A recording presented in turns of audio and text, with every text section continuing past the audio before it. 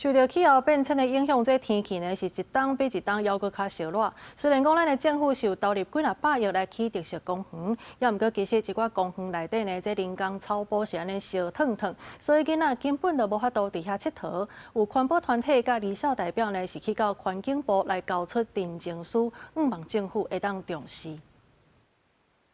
我希望政府要重视儿少表意权，让小孩在总统府气候变迁委员会有发声的机会。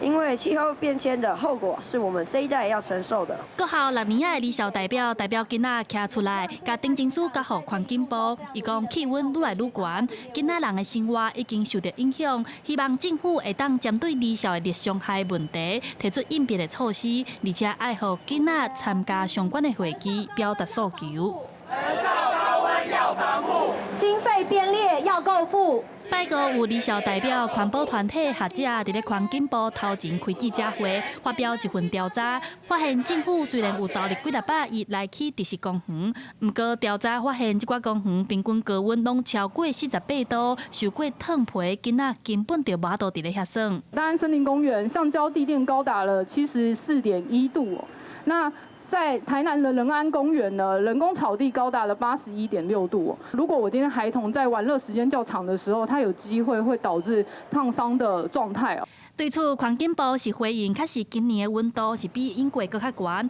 因也希望地方政府会当斗阵来想对策。高温的这些相关的规划跟思考，必须是因地制宜。所以像今天就是提出来有关这个特色公园这个议题，它就更需要地方政府一起来做这个参与跟讨论。也那未来是不是有机会，和离校代表去参加总统府的国家气候变迁委员会？环境部是回应，会把意见查登去和总统府来做讨论。记者陈亚轩、谢桂玲台北报道。